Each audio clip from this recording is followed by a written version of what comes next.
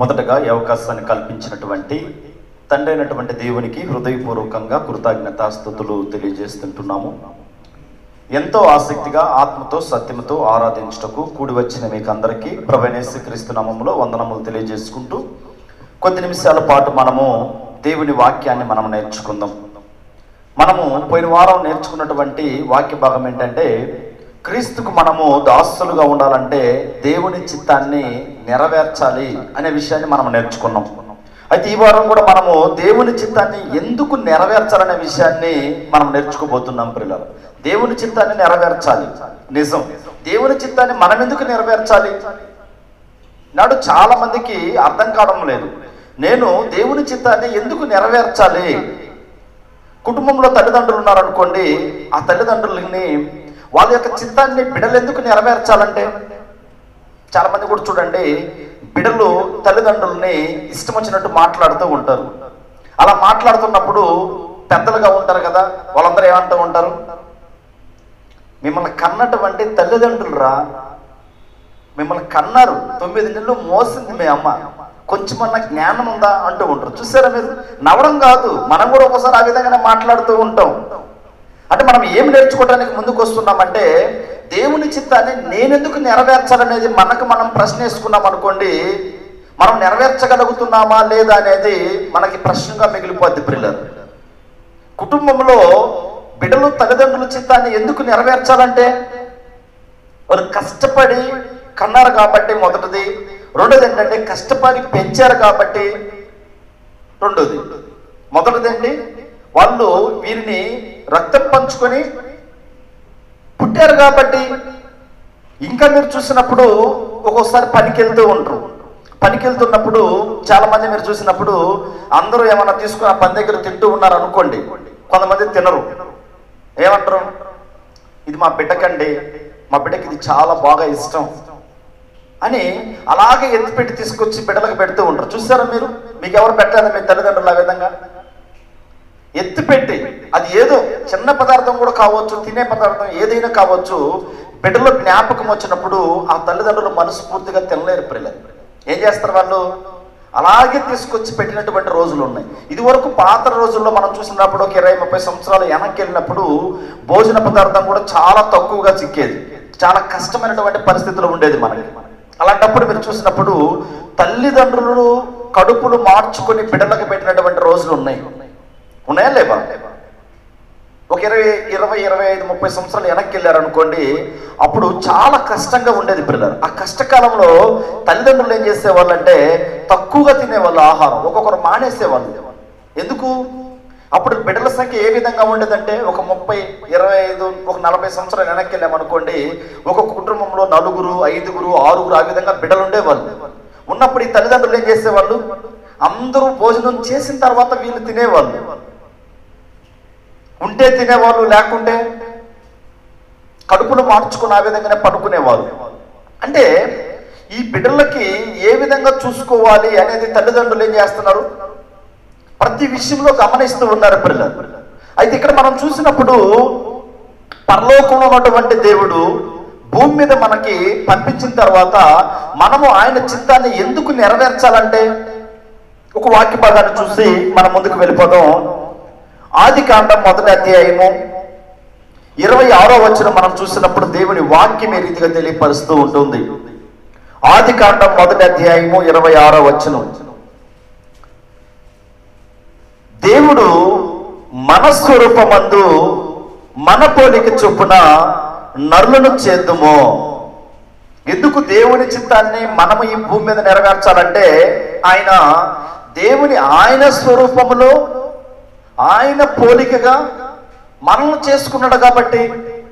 ఇప్పుడు చేసుకున్నటువంటి ఆయన, మనల్ని భూమి మీదకి పంపించినటువంటి ఆయన, ఇప్పుడు ఆయన చిత్తాన్ని మనం ఎందుకు నెరవేర్చాలంటే, మనల్ని ఆయన ఏం చేశాడు, ఆయన స్వరూపము ఆయన పోలికలో మనల్ని చేసుకున్నాడు కాబట్టి. పిల్లలు, ఎందుకు ఆయన చిత్తాన్ని మనం నెరవేర్చాలి? భూమి మీద మనుషులుగా ఉన్నటువంటి మనము దేవుని చిత్తాన్ని మనం ఎందుకు నెరవేర్చాలంటే, ఆయన పోలిక ఆయన స్వరూపముగా మనల్ని చేసుకున్నాడు కాబట్టి. ఈనాడు చాలా మందికి అర్థం కావడం లేదు, నేను దేవుని స్వరూపము దేవుని పోలికలో చేయబడ్డాను నేను ఆయన చిత్తాన్ని మాత్రమే నేను భూమి మీద నెరవేర్చే వారిగా ఉండాలి అనేది మనం ఏం చేయాలి? మొట్టమొదటిగా గమనించాలి పిల్లలు. అయితే మనం ఇక్కడ ముందుకెళ్ళి చూసినప్పుడు వారు సముద్రపు చేపలను, 26వ వచనం కంటిన్యూగా చదువుతున్నాను, వారు సముద్రపు చేపలను, ఆకాశ పక్షులను, పశువులను, సమస్త భూమిని, భూమి మీద ప్రాకు ప్రతి జంతువును ఏలుదురుగా కనియు పలికెను. సమస్తాన్ని ఏం చేయాలి? సమస్తాన్ని వేలాలి అని ఎవరికి చెప్పాడు దేవుడు అంటే? దేవుని స్వరూపము, దేవుని పోలికగా చేసుకున్నటువంటి మనుషులకి. ఈనాడు మనుషులను చూసినప్పుడు సమస్తాన్ని ఏలుతూ ఉన్నారు. కుటుంబంలో కూడా చూడండి, ఇదంతా సంపాదించేది తల్లిదండ్రులు ఏం చెప్తూ ఉంటారు? ఇదంతా సంపాదించేది మీకోసమే చెప్పరా? ఇంత కష్టపడి మేము సంపాదన చేస్తున్నామంటే, ఇంత కష్టపడి మేము ఇంత ప్రయాసపడి పనికి వెళ్తున్నామంటే అది ఎవరి కోసం? మీకోసమే అంటూ ఉంటారు. కొంతమంది బిడ్డలు ఎదురు తిరిగినప్పుడు మాట్లాడుతున్నప్పుడు ఏమంటారంటే, ఎవరు చేయమన్నారు ఇదంతా? నీకు ఎందుకు చేసావు? నేనేమన్నా చేయమని చెప్పానా నీకు అని ఎదిరించే వాళ్ళు లేరా? మీరు ఎప్పుడు ఎదిరించలేదు ఆ విధంగా? ఎందుకు చేసేవి? ఇది అన్నం కూడా చూడండి, ఏదైనా అన్నము తినే పదార్థాలు, ఏదైనా ఆహార పదార్థాలు చేసినప్పుడు, నచ్చంది చేసినప్పుడు ఏమంటారు? నువ్వే తిను, చేసుకున్నావుగా. ఎందుకంత కష్టపడి ప్రయాసపడి చేశారంటే నా బిడ్డల కోసం అంటూ ఉంటారు తల్లిదండ్రులు. అంటే దేవుడు కూడా ఈ ప్రపంచాన్నంతా కూడా ఎందుకు చేశాడంటే, ప్రపంచాన్నంతా చేసి కళ్ళ ముందులో పెట్టి ఏమంటున్నాడు ఆయన? మీరు ఏలుదురుగాక అంటున్నాడు. అంటే ఈ ప్రపంచాన్నంతా కూడా ఏలే ఆ స్థితిని ఎవరికి ఇచ్చాడు దేవుడు అంటే?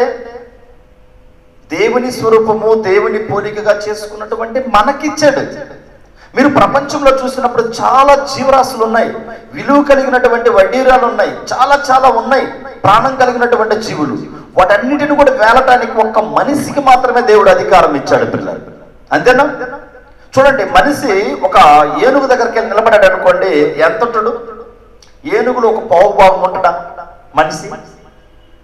కానీ ఒక 100 ఉంటారా మనుషులు? అంటే 60, 70, 100 కేజీలు మనిషి. ఏనుగు మేమేమి ఏనుగుని ఎప్పుడు కూడా త్రాసులో వేసి చూడలేదండి అంటారా? ఏనుగుని చూసినప్పుడు దాదాపు చాలా కేజీలు ఉంటుంది, అది చాలా బరువుగా ఉంటుంది. ఒక్కొక్కసారి ఏనుగులు కూడా అడవిలో పడేసి ఒక్కొక్కసారి ఊర్లోకి వచ్చి ఊరంతా నాశనం చేసేయండి అని వార్త వినలేదా? మీరు ఎప్పుడు వింటూ ఉంటారు, చూసారా? కొన్ని సింహాలు కానివ్వండి, పులులు కానివ్వండి తప్పించుకొని వచ్చేసాయి, చాలా జాగ్రత్తగా ఉండండి అని చెప్తూ ఉంటారు. కానీ ఆ ఎంత జాగ్రత్తగా ఉండాల్సినంత మనిషి కూడా ఏం చేస్తూ ఉంటాడంటే, వాటిని ఏలేదానికి ఏం చేస్తున్నాడు దేవుడు? ఆ జ్ఞానాన్ని మనిషికి ఇచ్చాడు పిల్లలు. ఈ ప్రపంచంలో ఏదైనా కానివ్వండి, వాటన్నిటిని మనిషి ఏలగలుగుతున్నాడా? ఇది మా వల్ల కాదంటున్నాడు. ప్రతిదీ తన చేతుల్లోకి తెచ్చుకుంటున్నాడు. చూసారా మీరు? ఏం చేస్తున్నాడు?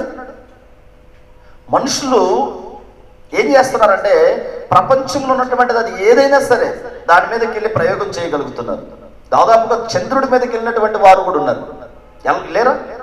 వెళ్ళి దేవుడు చేసినటువంటి చంద్రుడు, ఆ చంద్రుడి దగ్గరికి వెళ్ళి అసలు ఏముంది ఇక్కడ కనుగొంటున్నారు. ఎంత జ్ఞానాన్ని ఇచ్చాడో చూడండి దేవుడు మనుషులకి. అంటే నేనేం చెప్పడానికి ముందుకు వస్తున్నానంటే, ఇన్ని చేసినటువంటి దేవుడు మరి ఆయన చిత్తాన్ని మనం ఎందుకు నెరవేర్చకూడదు? ఇప్పుడు అనిపించిందా నేను నా తండ్రి చిత్తాన్ని నెరవేరుస్తున్నానా లేదా? ఈ భూమి మీదకి పంపించినటువంటి దేవుని చిత్తాన్ని నేను నెరవేర్చగలుగుతున్నానా లేదా? అయితే 28వ వచనం మనం చూసినప్పుడు, దేవుడు వారిని ఆశీర్వదించను ఎట్లనగా, మీరు ఫలించి అభివృద్ధి పొంది విస్తరించి భూమిని నిండించి దాన్ని లోపరుచుకునడి. ఏమంటున్నాడు అంటే, ఇవన్నీ చేసినటువంటి దేవుడు మరలా మనిషికి ఏం చెప్తున్నాడంటే, మీరు ఫలించి అభివృద్ధి పొంది భూమిని నిండించి దాన్ని లోపరుచుకునడి. అయితే మానవులు ఇవన్నీ చేస్తున్నారా? ఫలిస్తున్నారా? అభివృద్ధి పొందుతున్నారా? భూమిని నిండిస్తున్నారా? దాన్ని లోపరుచుకున్నారంటే బాహ్య సంబంధంగా ఇవన్నీ జరుగుతున్నాయి. ఏమనుకుంటున్నారంటే మానవులు, మేము ఇది సంపాదించుకుంటున్నాం, ఇది మా గొప్పతనం అనుకుంటున్నారు. దాదాపు ఇప్పుడు ఒక 50-60 వేల జీతం వచ్చింది అనుకోండి, మనకి ఏమనుకుంటాం, మనం నెల వచ్చిన తర్వాత నెల వచ్చేసరికి మన అకౌంట్లో పడతాయి అనుకోండి. ఆ వచ్చినటువంటి అమౌంట్ని బట్టి ఈ వచ్చినటువంటి జీవితం నా కష్టార్జితం అయితే కాదు, దేవుడు నాకు మంచి ఆరోగ్యాన్ని ఇచ్చాడు. వారం వెళ్ళే వాళ్ళం కూడా ఉంటాం పనికి, దాదాపు నెల జీతం వచ్చే వాళ్ళు ఉంటారు. ఈ విధంగా మనకి ఏదో ₹1 కానివ్వండిలే మన చేతికి వచ్చినప్పుడు ఇది నా కష్టార్జితం అయితే కాదు, ఇది నా దేవుని చిత్తం వలన నాకు వచ్చింది, ఆయన నాకు మంచి ఆరోగ్యం ఇవ్వబట్టి నాకు ఇది వచ్చిందని ఎప్పుడు అనిపించడదా మనకి? దేవుడు మీరు చూసినప్పుడు ఈ 26వ వచనం మొదటి అధ్యాయంలో రాస్తున్నది ఎప్పుడు తెలుసా? మనుషుల్ని తయారు చేయబడక ముందు. ఎప్పుడు? ఇది చెప్పిన తర్వాత ఇక కొద్ది రోజులకి మనుషులు చేశాడు పిల్లలు. అంటే మనుషులు ఏ విధంగా ఉండాలి, వాళ్ళ యొక్క పనితీరు ఏంటో దేవుడు మనుషులు పుట్టక ముందే వాళ్ళ గురించి ఏం చేశాడు? ప్లాన్ చేసి పెట్టాడు. దాన్నే చిత్తము, సంకల్పము అని చెప్పింది బైబిల్. ఈనాడు చాలా మందికి అర్థం కాదు. మనం కూడా చూడండి, చాలా మంది మనకు కనపడుతూ ఉంటారు. వివాహం అయింది అనుకోండి, ఇక పిల్లలు పుడతారనే ఒకవేళ ప్రెగ్నెన్సీ అయినారు అనుకోండి, అప్పుడు వాళ్ళు ప్లాన్లు చేస్తూ ఉంటారు. ఏమని? ఏ హాస్పిటల్లో చేర్చాలి, ఏ విధంగా, ఒకవేళ పాప పుడితే ఏంటి వాళ్ళ భవిష్యత్తు, బాబు పుడితే వాళ్ళ భవిష్యత్తు ఏంటని ఆలోచనలు చేయరా? ఏ స్కూల్లో చేర్చాలి, వాళ్ళని ఏ విధంగా పెంచాలి, వాళ్ళని ఎక్కడ చేరిస్తే బాగుంటుంది, ఈ ఆలోచనలు ఎప్పుడు ఉంటాయి తల్లిదండ్రులకి? బిడ్డ పెరుగుతూ ఉన్నప్పుడు ఉండవు. ఎప్పుడుంటాయి మరి? బిడ్డ పుట్టక ముందే మనకి ప్రణాళిక అనేది ఉంటుంది. ఈ బిడ్డను నేను ఏ విధంగా తయారు చేయాలనేది చాలా మంది చెప్తూ ఉంటారు. ఈ బిడ్డను ఏం చేయాలి? గొప్ప పోలీస్ చేయాలి, లేకుంటే IPS చేయాలి, లేకుంటే ఒక ఇంజనీర్గా చూడాలనుకుంటున్నాను నా బిడ్డని, లేకుంటే వగేరా ఉంటాయి కదా చాలా అధికారంలో ఉన్నటువంటి పోస్టులు. ఆ విధంగా నేను నా బిడ్డను చూడాలనుకుంటున్నాను అనుకున్నటువంటి తల్లిదండ్రులు ఉన్నారంటే చాలా మంది ఉంటారు. ఒకవేళ పెరిగి ఆ బిడ్డ దేనికి పనికిరానటువంటి వాడుగా తయారని అనుకోండి, సంతోషంగా ఉండగలరా? ఎంత బాధపడతారు కదా. అయ్యో నిన్ను నీ విధంగా నేను చూడాలనుకోలేదురా నిన్ను. చాలా మంది కూడా పిల్లలు తాగి తల్లిదండ్రుల దగ్గరకు గొడవకి వెళ్తూ ఉంటారు, చూసారా? ఎదురుకెదురు మాట్లాడుతూ ఉంటారు. ఎంత బాధ కలగద్దు వాళ్ళకి, కలగదా? ఏమంటారు తల్లిదండ్రులు వాళ్ళ దగ్గరికి వెళ్తే? నేను ఈ స్థితిలో నేను చూస్తానని నేను కల్లో కూడా అనుకోలేదనే తల్లిదండ్రులు చాలా మంది ఉన్నారు పిల్లలు. అంటే దేవుని చిత్తాన్ని మనం ఎందుకు నెరవేర్చాలి అంటే, ఆయన్ని మనం ఏం చేస్తాడంటే, మనం పుట్టక ముందే ఆయన ప్లాన్ చేశాడు పిల్లలు, మనం ఏ విధంగా ఉండాలో అన్నది. మనం పుట్టక ముందే ఆయన ప్లాన్ చేశాడు. ఒకసారి మనము యాకోబు పత్రిక మనం వెళ్ళినప్పుడు, యాకోబు పత్రిక మొదటి అధ్యాయము 18వ వచనం మనం చూసినప్పుడు, ఇక్కడ ఆత్మ సంబంధమైనటువంటి ఒక మాట మనకి ఇక్కడ మాట్లాడుతూ ఉన్నాడు పిల్లలు. మొదటి అధ్యాయం 18వ వచనం, యాకోబు పత్రిక మొదటి అధ్యాయము 18వ వచనం. ఆయన తాను సృజించిన వాటిలో మనము ప్రథమ ఫలముగా ఉండునట్లు సత్య వాక్యం వలన మనలను తన సంకల్పము ప్రకారము కనెను అనే పదం ఉంటుంది పిల్లలు. ఇక్కడ పేజీ నంబర్ 211. ఏమంటున్నాడు ఇక్కడ? ఇక్కడ మనం చూసినప్పుడు ఆయన సృజించినటువంటి ప్రతిదీ, అందులో మొత్తం కూడా ప్రథమ ఫలముగా ఎవరిని తయారు చేశాడట? ఒక్క మనుషులు మాత్రమే ప్రథమ ఫలముగా చేశాడు పిల్లలు. చేసింది చేశాడంటే, మనుషులందరూ పాపం చేసి దేవునికి దూరమైనా కూడా మరలా తన కుమారుని భూమి మీదకి పంపించి మరలా వాక్యం ద్వారా మనల్ని అందరిని ఏం చేశాడు? వాక్యం ద్వారా తన కుమారుని యొక్క రక్తం ద్వారా మనల్ని కడిగి పరిశుద్ధపరచుకున్నాడు మరలా కూడా. అంటే దేవుని ఉద్దేశం ఏంటి మన పట్ల అంటే, ఆయన్ని మనల్ని విడిచిపెట్టడానికి అయితే మాత్రం ఆయన సిద్ధంగా లేడు. ఉన్నాడా? అక్కడ బాహ్య సంబంధంగా తయారు చేసే విధానాన్ని చూపించాడు. ఇక్కడ ఆత్మ సంబంధంగా ఒక వ్యక్తి దేవుని దగ్గర ఏ విధంగా మనల్ని కన్నాడో ఇక్కడ యాకోబు పత్రికలో మనకు నేర్పిస్తూ ఉంటున్నాడు పిల్లలు. అయితే మనం చూసినప్పుడు ఇప్పుడు ఆయన చిత్తాన్ని మనము ఎందుకు నెరవేర్చాలి అనేది మనం చూసినప్పుడు, ఇంకొంచెం ముందుకెళ్ళి కీర్తన గ్రంథం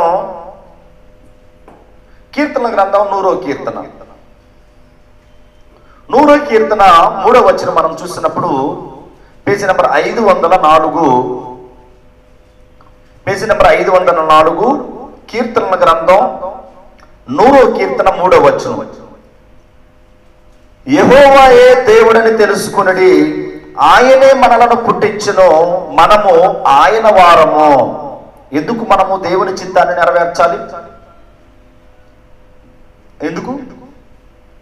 ఎందుకు మనం దేవుని చిత్తాన్ని మనం నెరవేర్చాలంటే, మనల్ని పుట్టించినటువంటి ఆయనే. మనల్ని ఈ భూమి మీదకి పంపించింది ఎవరు? ఆయనే. మనం వచ్చి మన సొత్తు కాదు. మనమేంటి మరి? విలువ పెట్టి కొనబడినటువంటి వారం పిల్లలు. నాడు చాలా మందికి అర్థం కాదు ఈ విషయం. ఏముంది, నేను ఎవరి మాట విన్ను అంటూ ఉంటారు. చూసారా మీరు? కనీసం ఆ దేవుడి దిగి వచ్చినా కూడా నా దేవుడి మాట కూడా విన్నా అనే వాళ్ళు కూడా చాలా మంది ఉన్నారు పిల్లలు. అంటే ఏమంటున్నాడంటే దేవుడు, ఆయనే మనలను పుట్టించును, మనము ఆయన వారము, మనము ఆయన ప్రజలము, ఆయన మేపు గొర్రెలము అంటున్నాడు పిల్లలు. మనమంతా కూడా ఎవరి వారం? మనము మన వారం కాదు. మరేంటి? ఇర్మియా గారి దగ్గర కూడా దేవుడు చెప్తూ ఉంటాడు. ఏమన్నాడు? మొదటి అధ్యాయం 4వ వచనంలో ఇర్మియా గ్రంథంలో, తల్లి గర్భములో నేను నిన్ను రూపింపబడక మునిపే నిన్ను ఎరిగి తిని అంటున్నాడు ఇర్మియా గారి దగ్గర. అంటే తల్లి గర్భములో మనం లేకముందే దేవుడు ఏం చేశాడట? మనల్ని ఏం చేశాడు? చూశాడు. ఎప్పుడు అనిపించిందా? తల్లి గర్భంలో నేను పుట్టక ముందే, తల్లి గర్భంలో నేను లేకున్న మునిపే దేవుడు నన్ను చూశాడు, చూసి నన్ను మా ఫలాని వారి ద్వారాగా ఈ భూమి మీదకి రావాలనే ప్రణాళిక ఆయనకు ఉందని నా పట్ల అనిపించిందా మనకి? ఇప్పుడు మనం చూసాం, బాహ్య సంబంధంగా మనుషుని ఏ విధంగా తయారు చేయాలో ఆయన రాయించాడు. ఆత్మ సంబంధంగా కూడా ఏ విధంగా తన బిడ్డలు కావాలో యాకోబు పత్రికలో మనం చూసాం. అయితే చేసినటువంటి ఆయన ఏమంటున్నాడంటే, నేనే మిమ్మల్ని చేశాను, మీరు మీ సొత్తు కాదు, నా వారు మీరు అంటున్నాడు పిల్లలు. ఇప్పుడు ఎందుకు మనం దేవుని చిత్తాన్ని నెరవేర్చాలంటే, మనము మన వారం కాదు కాబట్టి, మనము ఆయన వారం కాబట్టి. ఇప్పుడు కూడా చాలా మంది చూడండి, ఇది నాది నాది ఇది నేను అనే అహం లేదా జనాల్లో, అంటే ప్రజల్లో లేదా అంటే చాలా మందిలో ఉంది. ఒకవేళ దేవుడు ఈ సమయంలోనే పిలిస్తే ఆ ఆత్మను తీసేసుకుంటే నాది అనే పదం ఉంటుందా? నాదనే పదాన్ని వాడలేము ప్రియులారు. ఎందుకంటే మనం కాదు, మనం విలువ పెట్టి కొనబడినటువంటి వారు. మనము విలువ పెట్టి కొనబడినటువంటి వారం కాబట్టే మనము దేవుని మహిమపరచాలి. ఆయన చిత్తాన్ని మనం ఏం చేయాలి? నెరవేర్చగలగాలి. అయితే దేవుని చిత్తాన్ని నెరవేర్చగలిగినటువంటి మనుషులు ఏమవుతున్నారంటే దేవునికి దూరం అయిపోయారు. అవలేదా? దేవుని చిత్తాన్ని నెరవేర్చాలి. ఈ దేవుని చిత్తాన్ని నెరవేర్చవలసినటువంటి మనుషులు ఏమంటున్నారంటే దేవునికే దూరం అయిపోయారు. దేవునికి ఎదురు తిరిగే పరిస్థితి వచ్చింది. ఇప్పుడు దేవుని స్వరూపంలో, దేవుని పోలికలో మననం చేసుకొని ఆయన ఏం చేస్తాడు? మీరు ఫలించి అభివృద్ధి పొంది భూమిని నిండించి లోపరుచుకుని చెప్పినటువంటి దేవుడు ఇవన్నీ చేస్తున్నారు, కానీ దేవుని మాట వినడం లేదని దేవుడు చాలా బాధగా మరలా రాయిస్తున్నాడు. పిల్లలు, నా చిత్తాన్ని నెరవేర్చవలసినటువంటి బిడ్డలు మీరైతే మీరే నన్ను ఎదురు తిరిగితే ఏ విధంగా? ఈనాడు చాలా మంది చూడండి, ఆదివారం అనే జ్ఞానం ఉంటుందా? ఈరోజు ఆదివారం ఖచ్చితంగా వెళ్ళి మేము ఆరాధన చేయాలి, నా పని కావచ్చు, నాకున్నటువంటి ఆస్తి అంతస్తులు ఏదైనా కావచ్చు, ఇవన్నీ కూడా తర్వాతే, మొదటి స్థానం నా జీవితంలో నా దేవునికి ఇవ్వాలనే జ్ఞానం ఉంటుందా? నిజం. ఈనాడు చాలా కుటుంబాలలో కూడా ఆశీర్వదింపబడలేకపోతున్నారు. కారణం ఏంటంటే వాళ్ళ సొంత జ్ఞానంతో వాళ్ళు ముందుకు వెళ్ళబట్టే పిల్లలు. సొంత జ్ఞానం, ఏదైతే ఆరాధనగా, ఎక్కడైతే చేస్తాంగా, ఏదైతే మేము దేవుణ్ణిగా మేము ఆరాధించేదని అనుకుంటున్నారు ఈనాడు. ఆ విధంగా కాదు పిల్లలు. ఆ విధంగా అయిపోద్ది ఆరాధన. మన ఇష్ట ప్రకారంగా మనం ఆరాధన చేస్తే అది ఆరాధన అవుద్దా? నిరామయంగా లేనటువంటి పరిస్థితిలో ఉన్నారు, బెడ్లో ఉన్నారు, చాలా తొందరలు ఉన్నాయి, ఇక రాలేకపోతున్నారు. అలాంటి వారి పరిస్థితి గురించి దేవుడికి తెలియదా అంటే తెలుసు. అలాంటి వాళ్ళకి ఏ విధంగా ఆరాధన చేయాలి? అన్ని సక్రమంగా ఉన్నటువంటి వారికి కొంతమంది చూడండి, అన్ని సక్రమంగా దేవుడు అన్ని సమకూర్చిన తర్వాత హ్యాపీగా పనికి వెళ్తూ ఉంటారు. అదే దేవుడి చిత్తాన్ని నెరవేర్చడం అంటే ఈ భూమి మీద అన్ని సక్రమంగా ఉంటాయి. కాళ్ళు, చేతులు, ఇంకా చూస్తే శరీరంలో అవయవాలన్నీ సక్రమంగా ఉంటాయి, కానీ పనికి వెళ్ళిపోతూ ఉంటారు. చూసారా మీరు? అదే దేవుని చిత్తాన్ని మనం నెరవేర్చడం అంటే. అన్ని సక్రమంగా ఉన్నప్పుడు. కానీ వ్యాపారం చేసుకోవడానికి వెళ్ళిపోవడం, లేకుంటే ఏదో ఒక పనికి వెళ్ళిపోతూ ఉంటారు. అదే దేవుని చిత్తాన్ని నెరవేర్చడం అంటే. ప్రారంభంలో దేవుడు చెప్పాడుగా, మీరు ఫలించి అభివృద్ధి చెంది భూమిని నిండించి లోపరచడం చెప్పాడుగా. అదే మేము చేస్తున్నాం ఇప్పుడు ఆదివారం కూడా అంటూ ఉంటారు అడిగితే. కానీ అక్కడ మరలా ఒక పదం ఉందో పిల్లలు, విశ్రాంతి దినం అనేది ఒకటి పెట్టాడు అక్కడ మధ్యలో. ఆ విశ్రాంతి దినాన్ని మాత్రం ఏం చేశారు, ఎవరు కూడా ఆరాధన విడిచిపెట్టినట్టు ఎక్కడా లేదు. ప్రతి ఇజ్రాయేలీలు కావచ్చు దేవుని చిత్తాన్ని నెరవేరుస్తూనే వచ్చారు పిల్లల. ప్రారంభంలో నెరవేరుస్తూ వచ్చారు. అయితే ఇక్కడ మనం ఇక్కడ చూసినప్పుడు యెషయా గ్రంథం 2వ అధ్యాయంలో మనం చూసినప్పుడు, యెషయా గ్రంథం 2వ అధ్యాయం మనం చూసినప్పుడు మొదటి అధ్యాయం 2వ వచనం, పేజీ నెంబర్ 569. పాత నిబంధనలో 569 పేజీ నెంబర్లో మొదటి అధ్యాయం 2వ వచనం మనం చూసినప్పుడు దేవుని వాక్యం ఈ రీతిగా తెలియపరుస్తూ ఉంటుంది. యెహోవా మాట్లాడుచున్నాడు, ఆకాశమా ఆలకించుమో, భూమి చెవికుమో, నేను పిల్లలను పెంచి గొప్పవారినిగా చేసితిని, వారు నా మీద ఏమై ఉన్నారట, తిరగబడి ఉన్నారు. తిరగబడడం అంటే ఏంటి? ఇక్కడ కూడా ఈ యెషయా గారు ఎవరికి రాస్తున్నాడయ్యా మొట్టమొదటగా అంటే, ఒక గ్రంథం, ఒక బుక్ రాస్తూ ఉన్నారంటే ఆ బుక్లో ప్రధానమైనటువంటి ఆ ఇంట్రడక్షన్ అనేది మనకు తెలిసి ఉండాలి పిల్లలు. తెలియకుండా ఉంటే మనకి బైబిల్ మాత్రం ఏం కాదు, ఏమి అర్థం కాదు. ఒక ఊరికి వెళ్తున్నాం అనుకోండి, మనము ఆ ఊరికి ఎవరు తెలిసిన వాళ్ళు లేకుండా ఆ ఊర్లోకి వెళ్ళిపోతే ఏ విధంగా ఉంటుంది? మీరు గ్రామాల సైడ్ చూసారు అనుకోండి, ఇప్పుడు కూడా ఎవరన్నా కొత్తగా ఎవరన్నా వెళ్ళారనుకోండి, చుట్టూ వస్తూ ఉంటారు. ఎవరు కావాలండి, ఎవరింటికి వచ్చారు మీరు అంటూ ఉంటారు. చూసారా మీరు? గ్రామాల సైడ్ వెళ్ళినప్పుడు, విలేజ్ సైడ్ వెళ్ళినప్పుడు అక్కడ ఎవరు లోపలికి రానివ్వరు. రాణిస్తారా? రానిచ్చినా కూడా మందలిస్తూ ఉంటారు. మీకు ఎవరు కావాలి, మీరు ఎవరి కోసం వచ్చారు అంటూ ఉంటారు. ఈ బైబిల్ గ్రంథంలో కూడా మనం చూసినప్పుడు ఒక భక్తుడు రాస్తూ ఉన్నాడంటే ఏ ఉద్దేశంతో రాస్తున్నాడు, ఆ ఉద్దేశం ఏంటి, ఆ భావాన్ని మనం ఏం చేయాలంటే మొట్టమొదటిగా తెలుసుకుంటే మాత్రమే మనకు అర్థమవుతూ ఉంటుంది. ఇక్కడ ఇజ్రాయేల్ ప్రజల విషయంలో మనం చూసినప్పుడు వాళ్ళు ఏమైపోయారంటే బొత్తిగా దేవుణ్ణి విడిచిపెట్టి విగ్రహాల వైపు వెళ్ళిపోయారు పిల్లలు. దేవుని చిత్తాన్ని నెరవేర్చే వారిగా లేరు. ఇప్పుడు దేవుడు ఈ మాటలు రాసే సమయానికి ఏ విధంగా ఉందంటే దేవుని చిత్తాన్ని నెరవేర్చడం లేదు. మరి ఏం చేస్తున్నారు? ఇతర దేవతలు దేవుళ్ళ వైపు వెళ్ళిపోయి అన్నిల వైపు వెళ్ళిపోతూ ఉన్నారు. అంటే దేవుడు ఏదైతే చేయొద్దన్నాడో ఆ చేయొద్దన్న దాని వైపు వెళ్ళిపోతున్నారు ఈ ఇజ్రాయేల్ ప్రజలు. వెళ్ళిపోతున్నప్పుడు దేవుడు ఏం చేస్తున్నాడంటే భక్తుడైనటువంటి యెషయా గారి ద్వారాగా హెచ్చరిస్తూ ఉన్నాడు వాళ్ళని. ఏమని హెచ్చరిస్తున్నాడు? యెహోవా మాట్లాడుచున్నాడు, ఆకాశమా ఆలకించుము, భూమి చెవికుము, నేను పిల్లలను పెంచి గొప్పవారినిగా చేసేదని, వారు నా మీద తిరగబడి ఉన్నారు. ఏం చేస్తున్నారంటే ఇప్పుడు తిరగబడి ఉన్నారు. అంటే తిరగబడడం అంటే ఏంటి? తిరగబడడం అంటే కూడా చాలా మందికి అర్థం కాదు. దేవుడు మా ముందుకు ఎప్పుడు వచ్చాడండి, మేము ఎప్పుడు ఆయన ఎదిరించి మాట్లాడాం?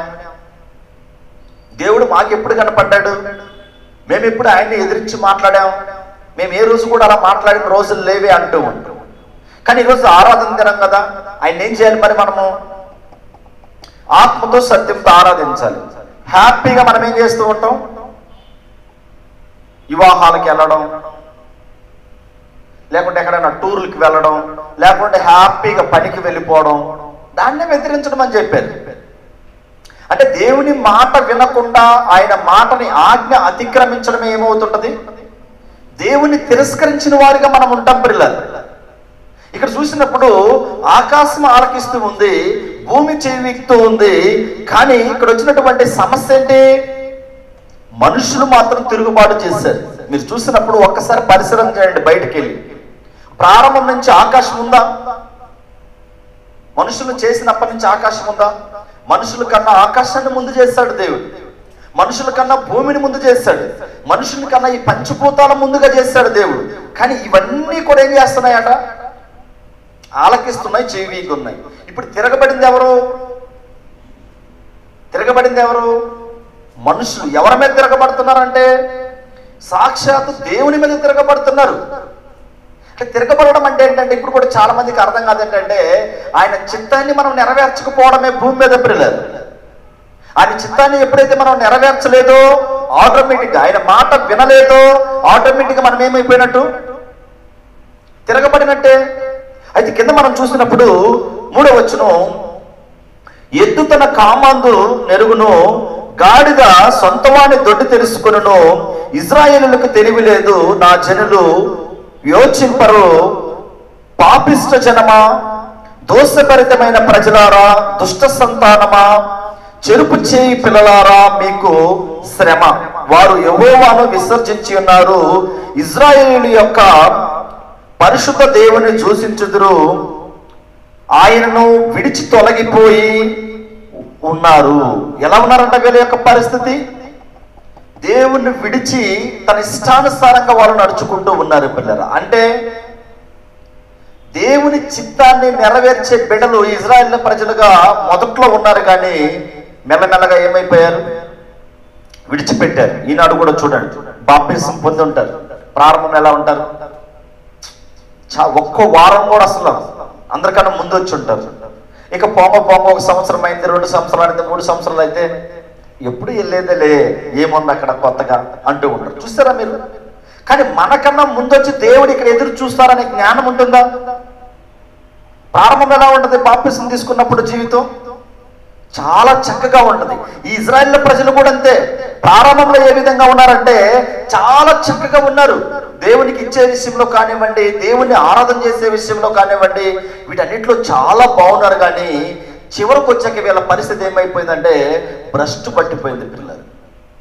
ఏదైతే దేవుడు చేయొద్దన్నాడో, అన్యులతో మీరు సాంగత్యం చేయొద్దని చెప్పాడు దేవుడు, వీళ్ళకి అన్యులతోనే వెళ్ళి కలిశారు. విగ్రహారాధనకి మీరు మొక్కకూడదని చెప్పాడు, విగ్రహారాధన దగ్గరికి వెళ్ళిపోయారు. విగ్రహారాధనకి పెట్టినటువంటి వాటిని మీరు తినకూడదని చెప్పాడు దేవుడు, వాటిని తినడానికి మొదలు పెట్టారు. వివాహాల విషయంలో కూడా వాళ్ళని ఇవ్వడం, వీళ్ళని చేసుకోవడం, ఇలాంటి పనులు చేసినప్పుడు ఆయన బాధతో దేవుడు ఏం చేస్తున్నాడంటే భక్తుడైనటువంటి యెషయా గారి ద్వారాగా ఈ మాటలు రాయిస్తూ ఉన్నాడు. ఆకాశం చూడండి ఆరకిస్తూ ఉంది, నేను అప్పుడు చేసినటువంటి ఆకాశం. భూమి చూడండి చెవిక్కుతూ ఉంది, నేను అప్పుడెప్పుడో ప్రారంభంలో చేశాను, మిమ్మల్ని చేయకముందు చేశాను. కానీ ఇవన్నీ కూడా వాటి పనులు జరిపిస్తూ ఉన్నాయి. మీరు ఒకసారి ఆలోచించండి, ఒక సూర్యుడు ఉన్నాడు అనుకోండి, ఎప్పుడన్నా నేను ఈరోజు రాలేను ప్రభువా, నాకు చాలా కష్టంగా ఉంది అని చెప్పిందా? ఎప్పుడన్నా ఈ విధంగా నేను రాలేకపోతున్నాను ఉదయాన్నే అని చెప్పిందా? ఎప్పుడన్నా? దినాలలో ఎప్పుడు కూడా ఆ విధంగా ఆగిపోయినటువంటి రోజు ఉందా? ఒక్క రోజు తప్ప, యెహోషువ ఉన్నటువంటి దినాలలో ఆ ఒక్క రోజు తప్పగానే మిగతా ప్రపంచంలో ఇప్పుడు భూమి పుట్టినది ఇప్పటిదాకా కూడా భూమి తన పనులు చేస్తూ ఉంది, తిరుగుతూనే ఉంది. ఆకాశం తన పనులు చేస్తూ ఉంది. సూర్య చంద్ర నక్షత్రాలు కూడా ఏం చేస్తున్నాయి? వాటి పనులు జరిగిస్తూ ఉన్నాయి. పిల్లలు జరిగించడం లేదా? జరిగిస్తున్నాయి. అయితే ఇవన్నీ కూడా ఏం చేస్తున్నాయి? మరి పంచభూతాలంటే పంచభూతాలన్నీ కూడా దేవుని చిత్తాన్ని నెరవేరుస్తున్నాయి. కానీ ఒక్క మనిషి మాత్రమే ఏం చేస్తున్నాడట? 5వ వచనం చూడండి, యెషయా గ్రంథం 1వ అధ్యాయం 5వ వచనం, నిత్యము తిరుగుబాటు చేయించు మీరెలా ఇంకను కొట్టబడుదురు. ఏటట? నిత్యము అనే మాట ఎప్పుడు? అంటే ఏం లేదు, ముగింపు అనేది లేకుండా మీ జీవితాల్లో ఎందుకు తిరుగుబాటు చేస్తూ ఉన్నారు? ప్రతి వాడు నడినెత్తిని వ్యాధి కలిగి ఉన్నాడు, ప్రతి వాని గుండె బలహీనమాయను. 6వ వచనం, అరికాలు మొదలుకొని తల వరకు స్వస్థత కొంచెమైన లేదు, ఎక్కడ చూచినను గాయములు, దెబ్బలు, పచ్చిపుండులు, అవి పిండపడలేదు, కట్టపడలేదు, తైలముతో మెత్తన చేయబడలేదు. అంటే వీళ్ళ గురించి దేవుడు ఎంత బాధతో రాయిస్తున్నాడు పిల్లలు, ఎంత బాధతో రాయిస్తున్నాడు, ఎంత బాధ ఉంది దేవునికి. ఈనాడు మన పట్ల దేవునికి బాధ ఉందా? హ్యాపీగా ఉన్నాడా? ఒక్కసారి మనం దావీదు దగ్గరికి వెళ్ళి కొన్ని విషయాలు మనం పరిశీలన చేసినప్పుడు, దావీదు దేవుని కోసం అసలు ఏ విధంగా నెరవేర్చబడ్డాడు, ఆయన చింతాన్ని ఏ విధంగా నెరవేర్చాడో మనం చూసినప్పుడు అర్థమవుతున్నారు. ఇప్పుడు దాకా మనం ఏం చూసాం, ఇశ్రాయేలు ప్రజల విషయంలో ఇశ్రాయేలు ప్రజలందరూ కూడా తిరుగుబాటు చేసింది మనం చూసాం. దేవుడు మనల్ని ఏ విధంగా పుట్టించాడో చూసాం. ఆయన ఏ విధంగా ఆయన చిత్తాన్ని నెరవేర్చాలో నేర్పిస్తూ ఉన్నాడు. కానీ అయితే మనకు ప్రశ్న రావచ్చు, ఈ విధంగా దేవుని చిత్తాన్ని నెరవేర్చినటువంటి వారు భూమి మీద ఉన్నారా అంటే ఉన్నారు. ప్రజలు ఉన్నారా? అదే ఇశ్రాయేలు ప్రజల్లో యూదా గోత్రములో పుట్టినటువంటి ఒక దావీదు గురించి మనం పరిశీలన చేసినప్పుడు, ఒకసారి అపొస్తలుల కార్యగ్రంథం 13వ అధ్యాయము 22వ వచనం మనం చూసినప్పుడు, 13వ అధ్యాయం 22వ వచనం, పేజీ నెంబర్ 116, పేజీ నెంబర్ 116 కొత్త నిబంధనలో మనం చూసినప్పుడు 13వ అధ్యాయము 22వ వచనం, తరువాత అతను తొలగించి దావీదును వారికి రాజుగా ఏర్పరచును, మరియు ఆయన నేను యెష్షయి కుమారుడైన దావీదును కనుగొంటుని, అతడు నా ఇష్టానుసారుడైన మనుషుడు, అతడు నా ఉద్దేశ్యములన్నీ నెరవేర్చునని చెప్పి అతను గురించి సాక్ష్యం ఇచ్చును. ఎవరి సాక్ష్యం ఇస్తున్నారు? సాక్షాత్తు దేవుడు సాక్ష్యం ఇస్తున్నాడు. ఏమంటున్నాడు దావీదు గారి గురించి? నా ఇష్టాన్ని నెరవేర్చేవాడు. మన పట్ల ఆ విధంగా చెప్పుకోగలుగుతున్నాడు. మీరు బిడ్డలు కూడా చూడండి, 2-3 బిడ్డల కుటుంబం ఉన్నప్పుడు తల్లిదండ్రులు చెప్పినట్టు ఇష్టంగా నడుచుకున్నటువంటి బిడ్డల్ని వాళ్ళు ఏమంటారు? ఏమని చెప్పుకుంటారు బయటకు వెళ్ళినప్పుడు? నా కుమార్తె అండి, నా కుమారుడు, నా మాట తప్పడు, నేను ఏది చెబితే అదే చేయగలుగుతున్నాడు. అంటే ఈ బిడ్డ వచ్చేసి తన తల్లిదండ్రుల చిత్తాన్ని నెరవేరిస్తే ఏ విధంగా చెప్పుకుంటారు? చాలా హ్యాపీగా చెప్పుకుంటారు. కానీ ఇదే ఇశ్రాయేలు ప్రజలు దేవుని చిత్తాన్ని నెరవేర్చలేనప్పుడు దేవుడు ఏ విధంగా చెప్పుకున్నాడు అక్కడ యెష్షయి గారి దగ్గర? నిత్యము తిరుగుబాటు చేయుచున్నారు. ఆ నిత్యము తిరుగుబాటు చేసే వారిలో ఒకరుగా దావీదు ఉన్నాడా? లేదు. ప్రత్యేకింపబడినటువంటి వారిగా ఉన్నారు. అంటే దేవుని చిత్తాన్ని నెరవేర్చడం అంటే ఏంటి, అది ఏ విధంగా ఎందుకు నెరవేర్చాలంటే మనం ఇక్కడ చూసినప్పుడు సమూయేలు మొదటి గ్రంథం 24వ అధ్యాయము 24వ అధ్యాయం మనం చూసినప్పుడు ఇక్కడ ఒక చరిత్ర జరుగుతూ ఉంటుంది పిల్లలు. ఒక చరిత్ర ఉంది ఇక్కడ. ఏంటి? దావీదు వర్సెస్ సౌలు. ఈ సౌలు దాదాపుగా వీరిద్దరు కూడా విరోధమైనప్పుడు దావీదు దేవుని చిత్తాన్ని నెరవేర్చాలని చూసుకుంటూ ఉన్నాడు. కానీ ఈ సౌలు మాత్రం దేవుని చిత్తాన్ని నెరవేర్చుకోకుండా తప్పుద్రోవ పట్టి తన ఇష్టాల ప్రకారంగా బయటికి వెళ్ళినప్పుడు, అయితే కొన్ని సందర్భాలలో ఒక సందర్భం వచ్చింది పిల్లలు. ఏంటి ఆ సందర్భం? ఏంటంటే దావీదు అప్పుడు రాజుగా లేడు, సౌలే రాజుగా ఉన్నాడు. ఉన్నప్పుడు చంపే అవకాశం వస్తుంది. ఎవరికి? దావీదుకి. చంపే అవకాశం వచ్చినా కూడా అతను చంపడం పిల్లలు. ఈనాడు చాలా మంది చూడండి, దొరక్కపోతావా ఏమంటారు ఎవరన్నా విరోధంగా ఉంటే? ఎక్కడన్నా దొరకవా? దొరికితే చూస్తా. మనలో చెప్పే ఎక్కువ విషయాలు అదే కదా. ఇంకెప్పుడు రావా? వస్తావు. వచ్చినప్పుడు ఏం చేస్తాను? అప్పుడు చూస్తాను నీ సంగతి ఏంటి అంటూ ఉంటారు. కానీ ఇక్కడ సందర్భం యథావిధిగా ఒక రోజు ఎదిరింది పిల్లల దావీదు జీవితం. దేవుడు చెప్పాడు కదా దావీదు గురించి. ఏం చెప్పాడు? నా ఇష్టానుసారమైనటువంటి మనుషుడు. ఇప్పుడు ఒకవేళ సౌలుని ఒకవేళ చంపేయడానికి చంపేస్తుంటే చిత్తాన్ని నెరవేర్చేవాడా? ఒకవేళ చంపేస్తుంటే సౌలుని చిత్తాన్ని నెరవేర్చిన వాడు కాదు. ఒకసారి మనం వాక్య భావనకి వెళ్ళినప్పుడు సమూయేలు మొదటి గ్రంథం 24వ అధ్యాయం మనం చూసినప్పుడు, సౌలు ఫిలిష్తీయులను తరుముట మాని తిరిగి రాగా దావీదు యజ్ఞేది అరణ్యమందున్నాడని అతనికి వర్తమానము వచ్చును. అప్పుడు సౌలు ఇజ్రాయెల్ అందరిలో నుండి 3000 మందిని ఏర్పరచుకొని వచ్చి కొండ మేకలకు వాసములకు శిలాపర్వతముల మీద దావీదును అతని జనులను వెతుకుటకై బయలుదేరెను. ఇప్పుడు మనం చూసినప్పుడు సౌలు ఎవరిని ఎత్తడానికి బయలుదేరుతున్నారు? దావీదుని ఎదికి. దావీదుని ఏం చేయాలి? ఏదో విధంగా చంపేయాలి అనే ఉద్దేశం ఎవరు కలిగి ఉన్నారు? ఇప్పుడు సౌలు కలిగి ఉన్నారు. కలిగినప్పుడు 3వ వచనం మనం చూసినప్పుడు, మార్గమునున్న గొర్రె దొడ్లకు అతడు రాగా అక్కడ గుహ ఒకటి కనపడెను.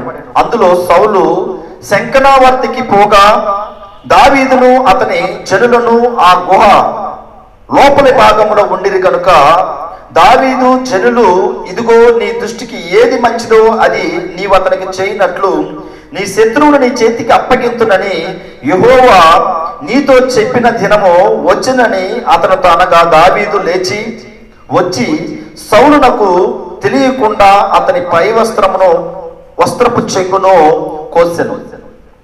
ఇక్కడ యుద్ధానికి ఇప్పుడు దావీదును చంపాలని ఎంత ప్రయత్నం చేస్తున్నాడు సౌలు. అక్కడ చూసినప్పుడు ఇద్దరు ఒక ప్రాంతానికి వచ్చారు, ఒక గుహ దగ్గరకు వచ్చారు. అక్కడ శంకనవర్తకి వెళ్ళాడు, అంటే 2కి వెళ్ళాడు. ఆ గుహలో 2కి వెళ్ళినప్పుడు ఏం చేశాడు? చంపే అవకాశం ఎవరికి వచ్చింది? చంపే అవకాశం ఎవరికి వచ్చిందంటే దావీదుకు వచ్చింది. దావీదుకు వస్తే ఏం చేశాడంటే, ఆయన కూర్చొని ఉన్నప్పుడు ఆ వస్త్రపు చెంగు మాత్రం కొంచెం కట్ చేసుకున్నాడు. చంపే అవకాశం వచ్చినా కూడా చంపలా. ఎందుకు చంపే అవకాశం వస్తే చంపలేదు? దేవుని ఇష్టానుసారుడు, ఆయన ఉద్దేశాలన్నీ నెరవేర్చే గుణం ఎవరిలో ఉంది? ఒక్క దావీదులో ఉంది.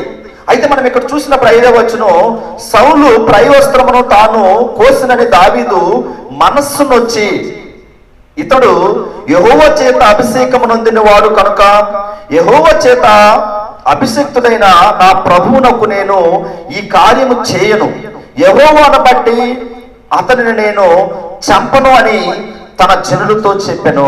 ఏం చేశాడు? ఈ సౌలుని నిలువబెట్టింది ఎవరు?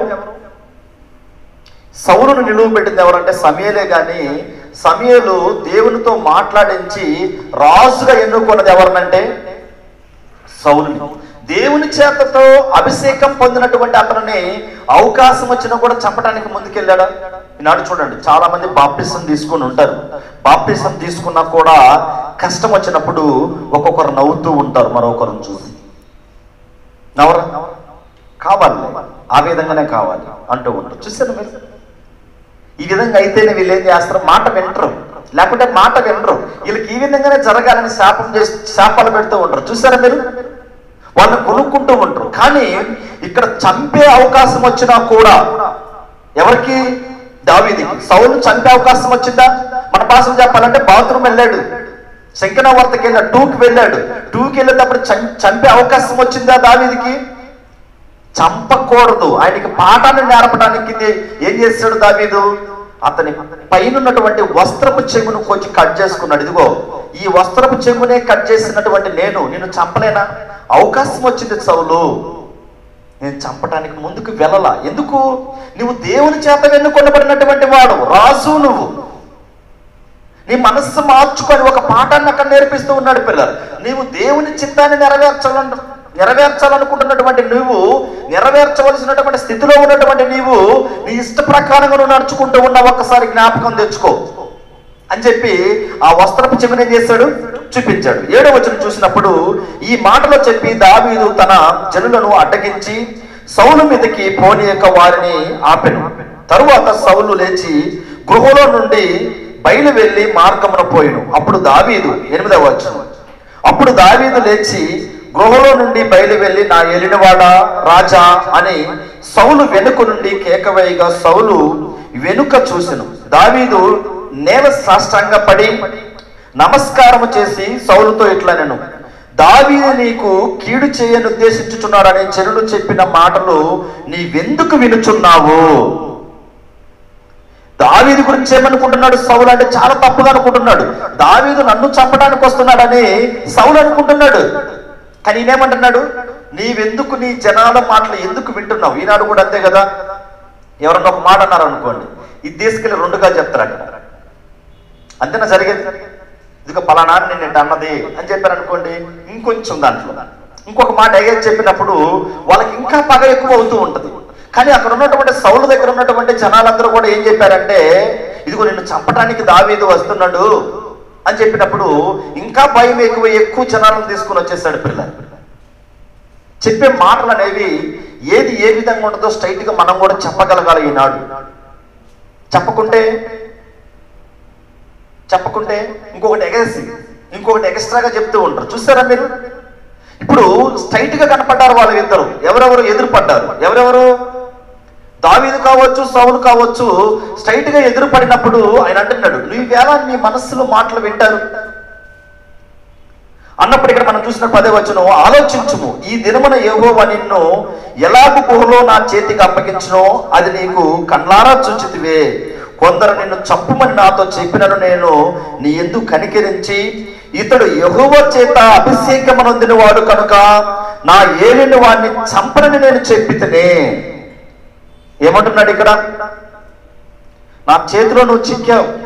నా దగ్గర ఉన్నటువంటి వారందరూ కూడా చెప్పారు, సౌలు దొరికాడు చంపేసే అన్నా కూడా నేనేమన్నాను? దేవుని చేత, యెహోవా చేత ఏర్పరచబడినటువంటి వాడవు నువ్వు, నేను చంపకూడదు అని నేనేం చేశాను? తీర్మానం తీసుకున్నాను అని వెళ్ళినవాడా అంటున్నాడు. అయితే మనం చూసినట్టు 11వ వచనం, నా తండ్రి చూడుము, ఇదిగో చూడుము, నిన్ను చంపక నీ వస్త్రపు చెంగు మాత్రమే కోసితిని కనుక నా వలన నీకు ఏ కీడు ఎంత మాత్రమును రాదనియు నాలో తప్పిదము ఎంత మాత్రమును లేదనియు నీవు తెలుసుకునవచ్చును. నీ విషయమై నేను ఏ పాపము చేయని వాడనై ఉండగా నీవు నా ప్రాణము తీవలనని నన్ను తరుముచున్నావు. నీ మీద అయితే నాకు ఎలాంటి ఉద్దేశం లేదయ్యా. ఎందుకు? నీవు దేవుని చేత ఏర్పరచబడినటువంటి వాడవు. నీవు దేవుని చేత ఏర్పరచబడినటువంటి వాడు కాబట్టి నిన్ను చంపాలని నాకు ఎలాంటి ఉద్దేశం లేదు. ఎందుకంటే ఇదిగో నీవు శంఖనివర్తికి వెళ్ళినప్పుడు నీ పై చెంగు నేను కోసుకొని వచ్చాను. ఇదిగో చూసుకో, నిన్ను చంపాలనుకుంటే అక్కడే చంపేసేవాడిని. అంటే నీ మీద నాకేమి లేదు, ఏ దేశము లేదు. అంటే దేవుని చిత్తాన్ని నెరవేరుస్తున్నాడా దావీదంటే? నెరవేరుస్తున్నాడా? నెరవేర్చటానికే ఆ సౌలు దొరికినా కూడా అక్కడ ఉన్నటువంటి వాళ్ళ యొక్క భటులందరూ కూడా చంపమని చెప్పినా కూడా ఆయన ఏమైపోయాడు? చంపటానికి ముందుకు వెళ్ళాలి. కానీ సౌలుకు మాత్రం కక్ష ఏ విధంగా ఉంది? ఏ విధంగా ఉంది? ఏదో ఒక విధంగా దావీదును చంపాలనే ప్రయత్నం చేస్తూ ఉన్నాడు పిల్లలు. కానీ దావీదుకు మాత్రం ఒక్కోసారి కొంతమంది మన స్థానిక సంఘంలో కూడా కావచ్చు, బయట కావచ్చు, మనం ఒక్కొక్కరిని ఎంత ప్రేమిస్తున్నా కూడా మన మీద ఏం చేస్తుంటారు వాళ్ళు? ఎంత మనం ప్రేమిస్తున్నా కూడా ఎదుటి వ్యక్తులు మనం ప్రేమించలేరు. ఒక ఆయన చెప్తున్నాడు, నేను ప్రేమించేదానికి ఇంకా కుదరదు వాళ్ళని అంటున్నాడు. ఏమంటున్నాడు? నేను అతను చూసి నా మనస్సు ఓర్చుకోలేకపోతుంది, నేను ప్రేమించలేకపోతున్నాను అంటున్నాడు. ఆ విధంగా ప్రేమించలేనప్పుడు ఒక స్త్రీ కావచ్చు, పురుషులు కావచ్చు, దేవుని చిత్తాన్ని నెరవేర్చినట్ట. దావీదు చూడండి, ఎదురుగా గృహంలో ఒకే దిక్కున్నారు ఇద్దరు. చంపేసే అవకాశం వచ్చింది సౌలుని. ఏమన్నాడు? యెహోవా చేత ఆశీర్వదింపబడినవాడు, యెహోవా చేత ఎన్నుకొనబడినటువంటి వాడు నేను ఆ విధంగా చెయ్యకూడదని తనతో ఉన్నటువంటి వారికి చెప్పారు. ఈనాడు మనము, మన పక్కన ఉన్నటువంటి వాళ్ళు కావచ్చు, ఇతరుల పట్ల ఏమన్నా మాట్లాడినప్పుడు మనం కూడా ఏం చేయాలి? వాళ్ళు బాప్తిసం పొందారు, వాళ్ళు కూడా సంఘంలో ఉన్నటువంటి వ్యక్తి, వాళ్ళని మనం ఈ విధంగా మాట్లాడకూడదు. తప్పు చేసినా సరే, అంతేనా? ఒకరేమని అన్నారు అనుకోండి, అవునవును కరెక్ట్, వీళ్ళు చేసింది తప్పే, అయితే వీళ్ళని మాత్రం మనం ఏం చేయాలి? జ్ఞాపకం పెట్టుకోవాలి అంటూ.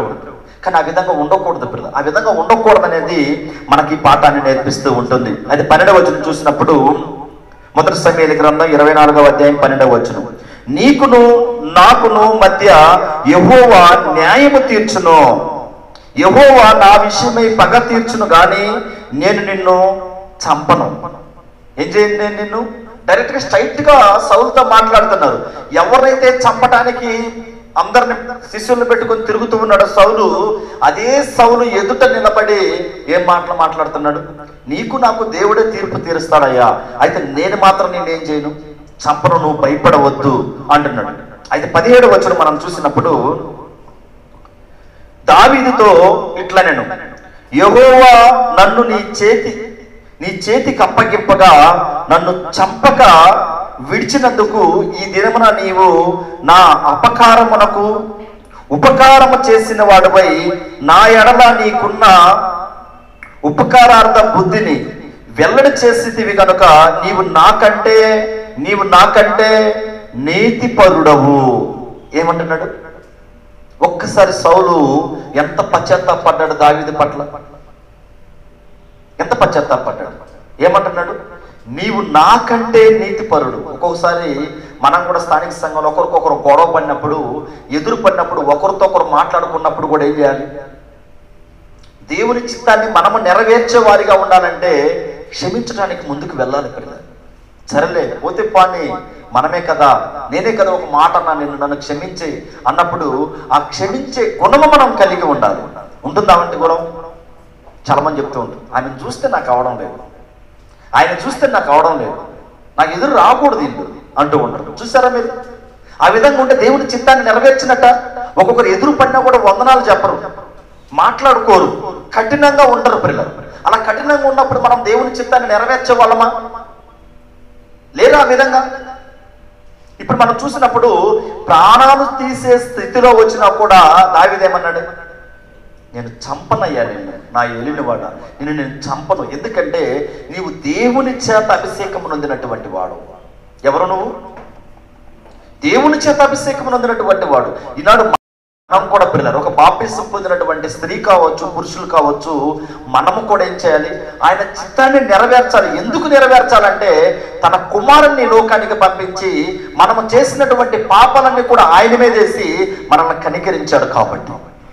ఎందుకు ఆయన చిత్తాన్ని మనం నెరవేర్చాలి? ఆయన చిత్తాన్ని మనం ఎందుకు నెరవేర్చాలంటే, ఇప్పుడు దేవుని చిత్తాన్ని దావీదు ఎందుకు నెరవేరుస్తున్నాడు? ఎందుకు నెరవేరుస్తున్నాడు? దావీదుకి ప్రతి విషయంలో జరిగినటువంటి సందర్భం అన్నింటిలో కూడా ఆయన క్షమించాడు పిల్లలు. ఆయన సాష్టాంగ నమస్కారం పడి దేవుని ఎదుట సాగిలి పడినప్పుడు ఆయన క్షమించబడ్డాడు. నేను ఏ విధంగా క్షమించబడిన దేవుని చిత్తాన్ని నేను నెరవేరుస్తున్నానో ఇతరుల పట్ల కూడా నేను కూడా ఇదే విధంగా ఉండాలన్నది ఒక దావీదు నేర్చుకున్నాడు పిల్లలు. అయితే మనం సహోదరులు చదివినటువంటి వాక్య భాగం దగ్గరికి మనం వెళ్ళినప్పుడు మత్తయి సువార్త 21వ అధ్యాయము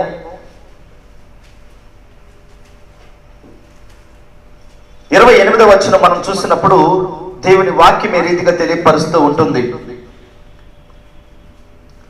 ఒక మనుషునికి 2 కుమారులు ఉండిరి. అతడు మొదటి వాని యొద్దకు వచ్చి, కుమారుడా, నేడు పోయి ద్రాక్ష తోటలో పని చేయమని చెప్పగా వాడు పాను అని ఉత్తరమిచ్చను. కానీ పిమ్మట మనస్సు మార్చుకొని పోయినా. Page number 22. మత్తయి సువార్త 21వ అధ్యాయము 28వ వచనం ఏమంటున్నాడు? ఒక మొదటి కుమారుడు ఏం చేస్తాడంట? నేను పాను అని చెప్పి ఏం చేస్తాడు? మనస్సు మార్చుకొని మరలా వెళ్ళాడు. అయితే రెండోవాడిని మనం చూసినప్పుడు అతడు రెండోవాని యొద్దకు వచ్చి ఆ ప్రకారమే చెప్పగా వాడు, అయ్యా పోదునను, కానీ పోలేదు. ఈ ఇద్దరిలో ఎవడు తండ్రి ఇష్ట ప్రకారం నెరవేర్చిన వాడని వారిని అడిగను. ఇలాలో తండ్రి చిత్తాన్ని నెరవేర్చినటువంటి వారు ఎవరు? ఒకరేమన్నారు? నేను పాను అన్నాడు, మరలా ఏం చేశాడు? మనసు మార్చుకొని వెళ్ళాడు. రెండోవాడు ఏం చేశాడు? పోతానన్నాడు కానీ పోలేదు. అంటే పోవాల్సినటువంటి మనస్సు లేదు, ఏమి లేదు, పోవాలనేటువంటి మనస్సు లేకుండా మనస్సు మార్చుకొని ఉండిపోయాడు. ఇప్పుడు మనం చూసినప్పుడు ఈ ప్లేస్ లో దావీదు గారిని తీసుకోండి, సౌలు గారిని తీసుకోండి. వీళ్ళ మధ్యలో దావీదుని సౌలుని వీళ్ళిద్దరిని పక్క పక్కన పెట్టినప్పుడు దేవుని చేత ఏర్పరచబడినటువంటి రాజు ఎవరు? సౌలు. మరి దేవుని చిత్తాన్ని నెరవేర్చగలుగుతున్నాడా? అవకాశం వస్తే దావీదును చంపాలని నిర్ణయించుకున్నాడు. ఎవరి చేత అభిషేకం పొందాడు? దేవుని చేత అభిషేకం పొందినటువంటి సౌలు దావీదును చంపడానికి ఏం చేశాడు? ఎదురెదురు చూశాడు బ్రదర్. కానీ దావీదును మనం చూసినప్పుడు అవకాశం వచ్చింది, చంపే అవకాశం వచ్చింది. అయితే ఏమన్నాడు? నేను చంపను. ఎందుకు? దేవుని చేత ఏర్పరచబడినటువంటి వ్యక్తి, దేవుని చేత ఏర్పాటు చేసినటువంటి రాజు, అభిషేకించబడినటువంటి వాడు, అతను చంపకూడదు. నా మీద విరోధంగా ఉన్నా కూడా పర్వాలేదు, నేనేం చేయకూడదు. అక్కడ ఉన్నటువంటి దావీదు దగ్గర ఉన్నటువంటి శిష్యులందరూ కూడా ఏం చెప్పారు? అయ్యా అవకాశం వచ్చింది కదా, శంకిని వర్తనకి వెళ్తున్నారు, 2కి వెళ్ళిపోయాడు, ఈజీగా చంపేయచ్చు అతన్ని అనే అవకాశం వచ్చింది. ఏమన్నాడు? అలా చంపితే దేవుని చిత్తాన్ని నెరవేర్చేవాడా? అర్థమైందా మనకి? ఎందుకు మనము దేవుని చిత్తాన్ని నెరవేర్చాలంటే పగ తీర్చుకున్నట మన పని కాదు పిల్లలు. మరి ఎవరిది పగ తీర్చుకునేది? ఈనాడు చాలా మంది చూడండి, ఒకరి పట్ల ఒకరు సనుక్కుంటూ గొనుక్కుంటూ వాళ్ళని చూస్తే తలకాయ ఉంచుకోవడం, మాట్లాడకుండా పోవడం, వాళ్ళ ఇష్ట ప్రకారం వాళ్ళు ప్రవర్తిస్తూ ఉంటారు. ఆ విధంగా ఉండడం దేవుని చిత్తమా అంటే ఆ విధంగా ఉండడం దేవుని చిత్తం కాదు. మరి ఎవరిని చూసి మనం నేర్చుకోవాలంటే ఒక దావీదు గారిని మనం పరిశీలన చేసినప్పుడు అవకాశం వచ్చినా కూడా ఏమనుకున్నాడు? వద్దు. శత్రువు దగ్గరికి వెళ్ళి ఏం చేశాడు? అయ్యా నేనెందుకు నిన్ను చంపుతానయ్యా, నేనెందుకు నిన్ను చంపుతాను? మీ వాళ్ళు ఒకవేళ చెప్పుండొచ్చు, నీకు చెప్పిన మాటలన్నీ కూడా అబద్ధం, నువ్వు దేవుని చేత అభిషేకం పొందినటువంటి వాడు. ఇక్కడ కూడా ఒక కుమారుడు ఏం చేశాడు? వెళ్ళను అని చెప్పాడు. మనస్సు మార్చుకొని ఏం చేశాడు? పనికి వెళ్ళిపోయాడు. ఒక ఆయన ఏం చెప్పాడు? మరి వెళ్తానన్నాడు, మరలా మనస్సు మార్చుకున్నాడు. అంటే ఇప్పుడు దేవుని చిత్తాన్ని ఎవరు నెరవేర్చినట్టు వీళ్ళలో? వెళ్ళను అని చెప్పి వెళ్ళినట్టు అతనే కదా. ఇప్పుడు కూడా దావీదు కూడా చూడండి, దేవుని చిత్తాన్ని ఎందుకు నెరవేరుస్తున్నాడంటే, ఆయన చిత్తాన్ని ఎందుకు నెరవేరుస్తున్నాడంటే, నన్ను ఎందుకు ఈ భూమి మీదకి దేవుడు పంపించాడు, ఆయన ఉద్దేశాన్ని నేను ఏ విధంగా నెరవేర్చాలి, ఏ విధంగా ఉంటే దేవునికి ఇష్టం, ఇవన్నీ కూడా ఏం చేశాడంటే దావీదు ఎదిగాడు పిల్లలు. దేవుని గురించి తెలుసుకున్నాడు. అందుకే దేవుడు ఏమన్నాడంటే, నా ఇష్టానుసారమైనటువంటి మనుషుడు, నా హృదయానుసారుడైనటువంటి మనుషుడు ఎవరు? ఒక దావీదు అని దావీదు గారి గురించి చాలా గొప్పగా దేవుడు చెప్పినటువంటి మాటలు. చివరిగా ఒక వాక్య భాగాన్ని చూసి మనం ముగించేసుకుందాం. ఫిలిప్పీలకు రాస్తున్నటువంటి పత్రికలో 3వ అధ్యాయము, ఫిలిప్పీలకు రాస్తున్న పత్రిక 3వ అధ్యాయము 13వ వచనం మనం చూసినప్పుడు, సహోదరులారా, నేను ఇదివరకే పట్టుకొని ఉన్నానని తలంచుకొనను, అయితే ఒకటి చేయుచున్నాను, వెనుక ఉన్నవి మరచి ముందున్న వాటి కొరకై వేగిరపడుచు క్రీస్తునందు దేవుని ఉన్నత పిలుపునకు కలుగు బహుమానం పొందవలనని గురి ఎద్దకే ఏం చేస్తున్నాను? పరిగెడుతున్నాను. ఇది ప్రియులారా దేవుని చిత్తాన్ని నెరవేర్చాలంటే. ముందున్న ఏం చేశాడు? ఎన్నుకున్నవని ఏం చేశాడు? మరచారు. ముందున్నటువంటి వాటి కోసం ఏం చేస్తున్నాడు? వేగిరిపడి ముందుకు వెళ్తూ ఉన్నాడు పిల్లలు. ఈనాడు మనం కూడా ఎందుకు మనం దేవుని చిత్తాన్ని మనం నెరవేర్చాలంటే, ఒక్కసారి మన జీవితంలో దేవుడు చేసినటువంటి ఆ మేలును మనం కళ్ళ ముందు తెచ్చుకోవాలి. నేను ఎక్కడ ఉన్నాను, నా పరిస్థితి ఏంటి, నేను ఏ విధంగా ఉన్నాను, నేను ఈ స్థితిలో ఉన్నానంటే దానికి కారణం ఎవరు? ఇవన్నీ కూడా మనం ఏం చేయాలి? గుర్తెరిగి మనము మన కుటుంబాలు ఆశీర్వదింపబడుతూ ముందుకు వెళ్ళాలి. అలా ఆశీర్వదింపబడుతూ మనం ఒకవేళ ముందుకు వెళ్ళకుంటే ఆయన చిత్తాన్ని నెరవేర్చిన వారం కాదు. అలా ఆయన చేసినటువంటి మేలులు మనం తలుచుకొని మన పట్ల మనం ముందుకు అడుగులు వేసామనుకోండి, మనం ఆయన చిత్తాన్ని ఏం చేసినట్టు? నెరవేర్చిన వారిగా ఉంటాం. ఈ యొక్క ఉదయకాల సమయంలో మనము మన కుటుంబాలు ఆశీర్వదింపబడుతూ ఆయన చిత్తాన్ని మనం అందరం కూడా నెరవేర్చే వారిగా ఉండాలని మిమ్మల్ని అందరినీ ప్రేమతో హెచ్చరిస్తూ నన్ను హెచ్చరించుకుంటున్నాను. ఓపిక